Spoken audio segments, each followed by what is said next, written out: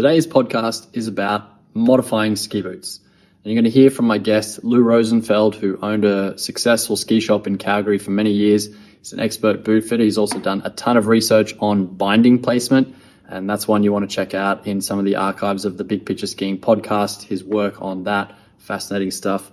But today we want to look at modifying different parts of the boot, because most of us don't fit into a boot and it's like perfect with the get-go. And if you do, you might find out today you're actually getting in too big a volume boot, which is causing other problems and you're losing some performance. So the premise today really is that you want to be starting off with a snug fit that might actually be a little bit uncomfortable in the store in certain places. As long as the length is right and the volume is right, these other places like the side of your foot, the big toe, a bunion if you've got it, the ankle bone, all these places can easily be modified by a great boot fitter. So we want to go through 5 of the main areas that you can modify in a boot really easily to get yourself in this perfect snug fitting boot that gives you both performance and comfort. We want those both ends of the spectrum. And I can tell you from experience, I've had to learn this the hard way with bony feet, wide forefoot, narrow heel. I've dealt with lots of painful days in ski boots that weren't quite right. And so I went out and learned a lot of stuff myself, working in shops in the evening after ski instructing, buying my own ski tools in the end. And so now I modify a race boot, which is literally like a centimeter narrower in the width of my foot. And it kills. I can't even wear it for like 10 seconds. But after all the work and the different areas, this fits like a glove, performs on all types of snow so well, and I can ski in it all day, no problems. So let's get into this episode with Lou Rosenfeld, where he's going to show you some different places that can easily be modified by an expert boot fitter and help you get the ideal ski boot setup for your next pair of boots. So Lou, we're trying to help people realize they can solve the problem of a really good performing, comfortable boot fit through some modifications. Today, you're going to show us we're going to look at 5 main areas around the boot that you can modify. Let's start straight away with like a common problem to do with people that have like a bunion near their big toe and how they would usually solve pain in that area. Okay. Typical way of solving it in the ski shop, typical way that doesn't work well, is to just buy a boot too big. Here's a foot with a bunion. Okay. So if I put the foot in here, I think you can see that there's lots of room in here for the foot to move around. And there's no place on the foot where the boot really fits tightly, except that the bunion still hits. So as soon as this person starts skiing and their foot moves around, any pressure that builds up on their foot goes directly to the bunion. So this method of solving the problem is comfortable in the store, but it's excruciating once you're skiing. Instead, get a boot that feels excruciating in the store originally, but you can see now that there's a nice snug fit all around the foot, but can't move anywhere anymore. And that way, no pressure ever comes onto the bunion. Yes, it's all about getting pressure spread evenly. That's what reduces pressure. Exactly. And I could, in the store, make this punch even a little bigger so it would never touch the bunion at all. Here it's touching the bunion lightly, but you can easily see that the whole foot is held in place. Like it just doesn't move around anymore. So pressure's all around the foot, very little on the bunion. If I made this punch just a millimeter bigger, there would never be any pressure on the bunion at all. Yes. And I think I wanted to show like a straight up example first, because I think that's a great point. You go on try on new boots, and in the store, if you are the type of person that is looking for, not just skiing for an hour and then going for lunch and drinks, but you want to ski and you want to improve, you need a boot that fits snug. And in the store, that first boot you try on that might be snug, if Lou is fitting you anyway, it might feel really uncomfortable. We're trying to show you there are these steps that really good boot fitters will go through to make sure, customize that boot, because you basically are starting with kind of a bit more of a blank type canvas, and you're molding these boots, which have to come in kind of a generic shape because everyone's feet are different. And the job of a good boot fitter is to craft that to fit snug, but without pressure points anywhere. That's right. When I'm fitting someone in the store, I honestly never worry about whether the boot hurts or not. At least not in the beginning of the try-on process, right? I care whether it holds a foot in place properly and I can see the stuff that's going to hurt, and then I know how to fix it.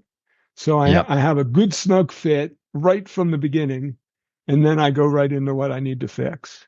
Yeah.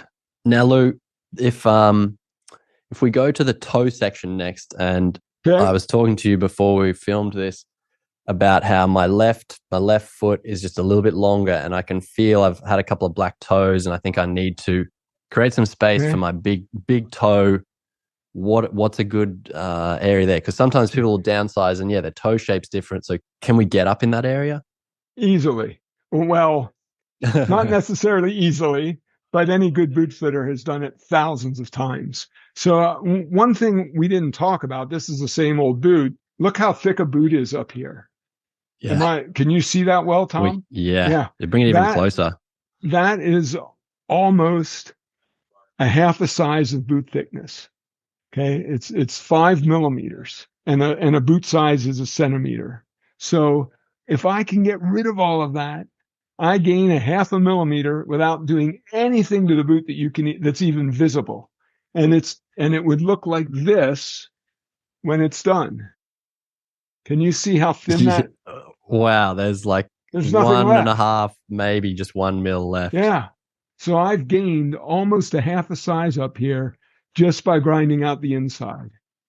Yeah. It's not necessarily easy to do, but it's done all the time. Yeah. Yeah. I've done a little bit on mine, but I think I've realized I need to do a little more. My right foot's perfect, left foot. But I was scared. And here's my question. That thickness there, going that thin, is there any danger in the structure of the boot being compromised? No, you can go thinner than this. Wow. Need some skill. You need to be careful. But I've done boots that are so thin up here that I can see through the plastic. And you were even mentioning you have a boot fitter friend that pretty much exclusively grinds. He never punches, and he hasn't had any people break boots. Nope. No. And that includes ski racers and yep. Ski race boots are very thick, and one of the premises is that you start by grinding instead of by punching. Mm-hmm. Yeah, great. And so there's a lot of material you can remove. Okay, up in that section, but you definitely want to see a good boot fitter that's done that before to get it. Yeah, for sure. To get a good. So, but here's an example. Someone says, "Boot's great, but I'm hitting my toe. I need the next size up." Well, maybe, but this is where a shell fit comes in. If we do a proper shell fit at the beginning, and I see, that much space behind their heel, I know that boot is plenty long. And so I wouldn't go to the next size bigger to get a little bit more toe room. I would just grind a few millimeters out of the toe. Okay. So then moving on to the other end, the heel end, because I have heel spurs. And I think that the problem, there was two problems. One, I telemarked. And so telemarking, and I think I telemarked in too big of boots, pull even more wrenching up and down of the heel, and it grew. And then I bought some boots that were way too big. So I'm in a 26, and I think they might have even been 28. It was crazy in my first instructing season, and I think I ruined my heels. Anyway, probably. If I've got rubbing heels, like the back of my calcaneus, it rubs. Okay. I actually thought I should just, same with the bunion, I should make a pocket for it, and then that would solve it. But you've actually got a better solution. Well, the problem with your solution is that if you put a punch in here, your heel spur slides back in there. And initially in the store, it feels really good because you've taken pressure off the heel spur. But what's really happening is that when you're skiing and you're forward in your boots, your heel lifts. And if you punch here, the heel spur goes back into the pocket and it's captured even harder, right? So as soon as your heel starts to lift, your heel spur is back in this little cave and it hits even harder. So the right solution, you can see how thick the boot is here, and you can see how it tapers in right there, right? So what you want to do is grind this out and make the boot essentially straight up and down here so your heel spur can go up and down without rubbing on anything. Not rubbing on anything. The way to Yes. hold your heel down is to get in a boot that's properly snug over your instep. And that's what holds your heel down. If you hold your heel down here, well, you just Well, get mechanically, heel spur. it doesn't Yeah. make sense there. You've got, if you want to hold the foot down, and you know what? I just realized I just had this picture in my head of the boots that gave me the problem, and they were very high volume boots. And I think it was just one size too big, but there was the problem. I think I had so much volume. So point to the spot which holds the foot down, ideally on the boot. No, the spot we want it. Ideally is up here. Yeah. And so my foot had floating room. Right. And so my heel was moving up and down for a whole like 5 months.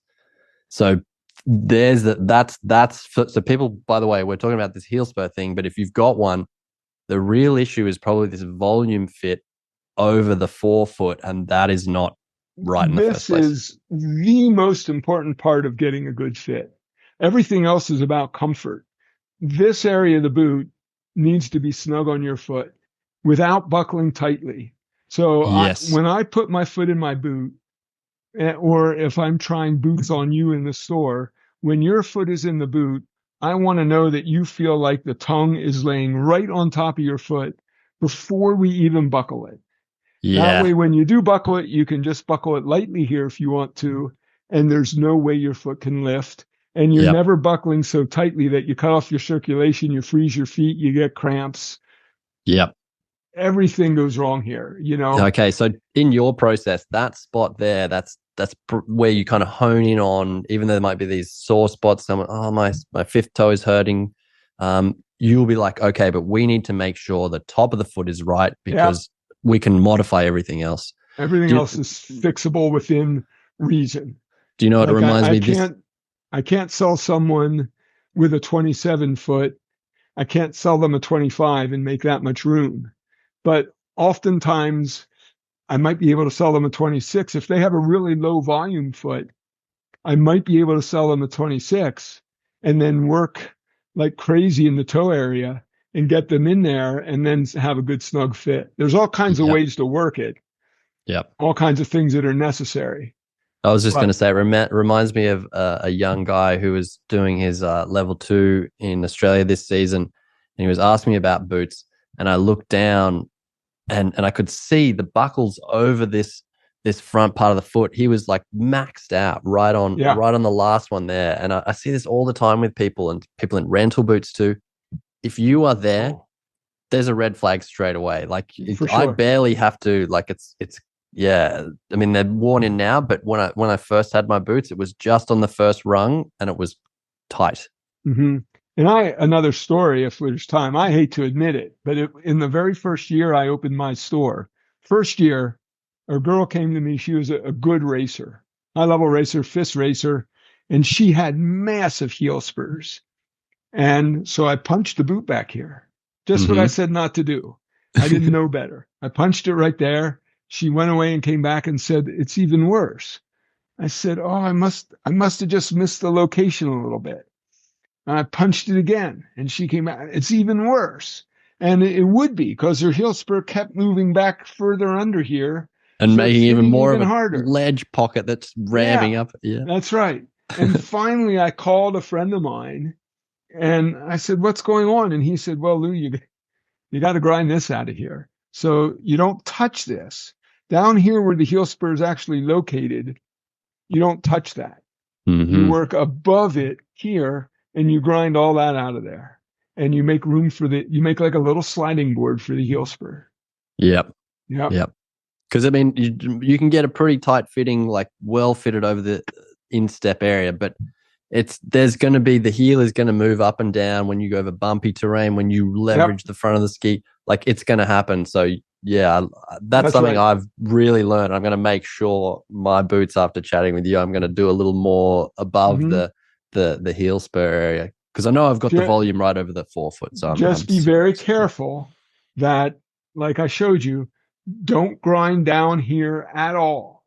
Only grind. Here's where it starts moving in. That's where you start your grind. Okay. And you move all of that even with that.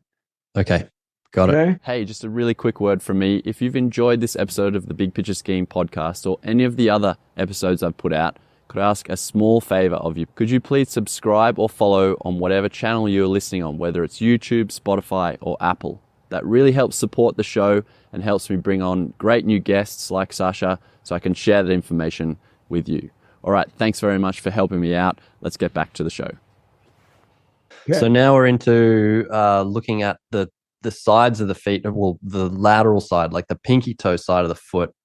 Do you want to show us an example of a boot where someone will have been uncomfortable on that part and how you've modified it? Sure.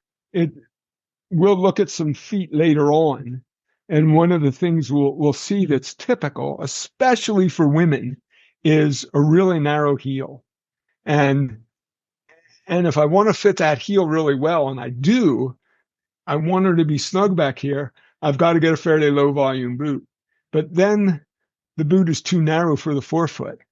So I need to have a way to not just make the boot a little wider here. I need to have a way to make the boot wider from way back here all the way up to the toes. Yeah. And a regular boot press won't do that. A regular style boot press, and this is a boot press I manufacture. This is completely different than a regular press. Regular presses are very hard to pull. They're all metal on metal here. This press has ball bearings in all the pivot points. So a regular press is really difficult to pull. And the way you work it is you put it here and you pull it down and you lock it there. And then you've heated the boot, and then you walk away, come back in 15 minutes, it's cooled off, and there's the punch. That's great if all you need is to punch for a bunion, right? Because it's just this one little spot, or you need to punch for an ankle. But if I want to do a really good job of pressing this boot for this woman, I need to press from here. I need to go back and forth. I might do 100 punches on this boot until I'm finished. And then I can come back here and I can snug it up a little bit and make it even a little wider back here than I am up front. And I can taper it. And with this press, I can use it like an anvil, and I can just punch all over the boot in any direction I want.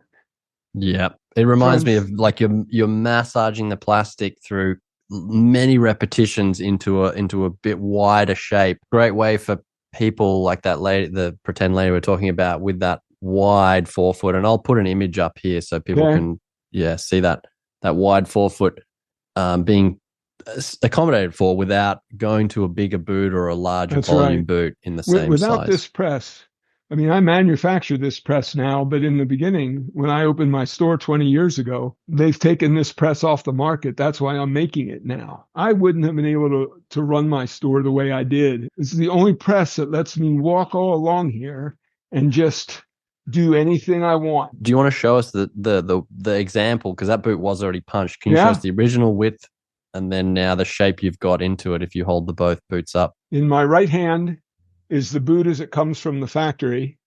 Mm-hmm. And in my left hand is the work I just did. Yeah. Can you see the difference? Yes. Yeah. Easily? You can, there we go. Original boot.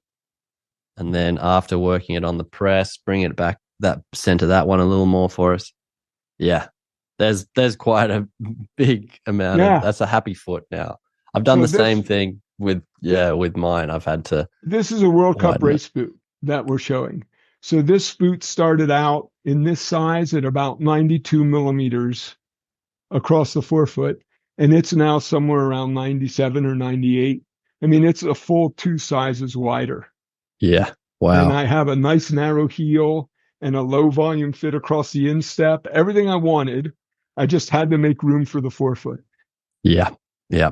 So then back to the main point of why we're doing this is there are these solutions which you can get solved by seeing a good boot fitter and going to a snug fit and just expanding out in these specific areas specific for your foot. I'll probably point out like the last spot we were going to mention, the main spots, is kind of on the inner ankle portion side. And you can perhaps see it here. The ankle bone here has been pushed out. I can see that you've punched the navicular. Yep, and you've just punched the down here medial as well. malleolus, the medial ankle bone. Yep, those two Yeah. spots just there. And yeah, and so that's made that very comfortable. That boot, when I first tried it, had, I don't know how many spots, but it was 20 seconds and I was in agony. And now I can wear that boot all day long. And it's my favorite ski boot because it started the most snug compared to any of the boots I've owned. And I've got the most performance out of it because of that reason. Some people in the navicular area, this area right here, where you put a single punch right here, and that evidently worked fine for you. But a lot of people need, because as you turn and your foot pronates inside the boot, this whole entire side of your foot comes in contact with the shell. And not only does it hurt here sometimes, but that contact here pushes your foot this way, and it really loads your little toe. Yes. And one of the things that is typical is that someone will come into a shop and say, my foot really hurts right here, and the shop punches it right there. And then the person goes out skiing again, and it still hurts here. And then they punch it again, and it still hurts here. The problem is that their foot's hitting over here. Yeah. And with another style press, all you can do in here is put in a little punch. What you really need is the same thing we just did on this forefoot, lateral forefoot. On that press, I would work this entire area bigger, and I'd probably punch in here 50 or 100 times. Yeah. But on this press, that only takes a minute. Yeah. It's just, my old ski school boss had to do the same thing when I got these. I went out skiing in this boot, and because it started out 92, really narrow, and my foot is over 105, 106 millimeters wide. He had to do that whole massage thing along here because my foot was put into a supinated position, like I had a super high footbed or something all along here. And I was tripping over on the pinky toe edge because I couldn't pronate and get the side of my foot up against here. So yeah, I had That's right. This whole section has been expanded out. And then on top of it, I've got some little pockets for the medial malleolus and the navicular. This press lets a ski shop work in a completely different way than you can with a press that doesn't have ball bearings in there. I've closed my store and I'm retired now. We're making this press and I'm working in Sun Valley Ski School. And so if people are interested in this tool, I'll leave a link in the bottom of how they can get in contact with you about getting one. Lou, while I've got you here, I know some people also have the issue of volume around the calf. So the lower leg area. Yeah. So a lady, maybe she's a great skier, she's sized down, the forefoot area is all feeling good, but it's quite choked up around the top of her calf. What can you do? It is more of a problem for women, mostly because their leg is just shorter. And we don't make boots proportionately shorter. So shorter tibia gets calf muscle inside the boot, which is just painful, right? Really painful. So halfway down a run, massive muscle cramps. And the way we fix it now is we cut the top of the boot off and just, get a hacksaw and cut it off and lower it, or notch the boot where it's appropriate, or we try and expand the boot where it's appropriate.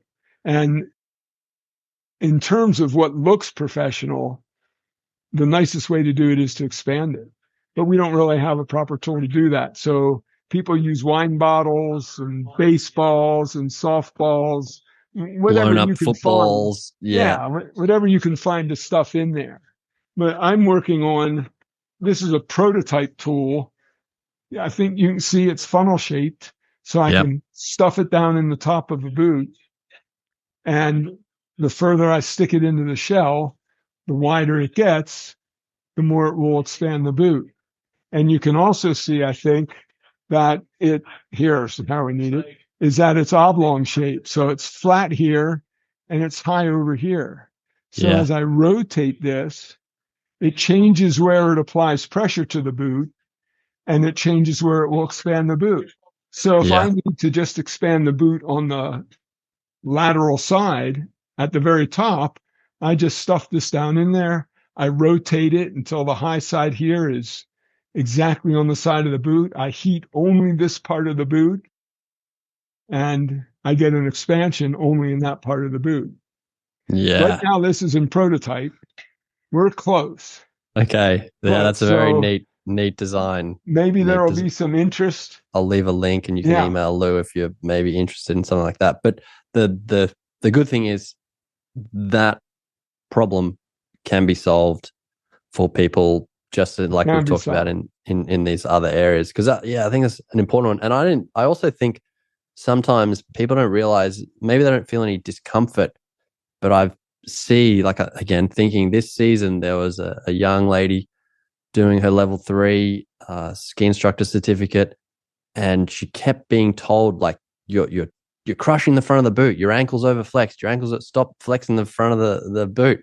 She's like, I'm trying, did everything in her power, and it was because the volume was pushing her so far forward she couldn't even get her like ankle in the right ideal position. So she had to. So her calf is way inside the back of the boot, and it increases the forward lean, and it just jams her forward, and there's nothing she can do. Yeah. So if you're listening and you find that you see in video you're overflexed, or you can't really feel the whole, like the tail of the ski is hard to sort of feel just naturally, you have to lean really far back to get it, could be a sign that calf area just needs chopping down or expanding out a little bit. One of the other things, same thing, but just really tired quads, because it gets you so bent-kneed that you cannot ever relax. When you're standing in lift line, you're half bent, and you never get to relax your quad muscles, and you just get wasted after a few runs.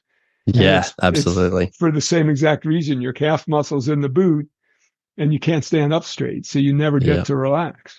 Great. Yeah. Lou, so in summary, the message here is, if you're really into your skiing, and especially you're wanting to look for a bit more performance but comfort all day long, don't be afraid of going into a slightly more snug shell and boot, because there are ways boot fitters can work, as you've just demonstrated, in all the different areas. Basically, everything's fair game to customize that boot to be perfect for your foot.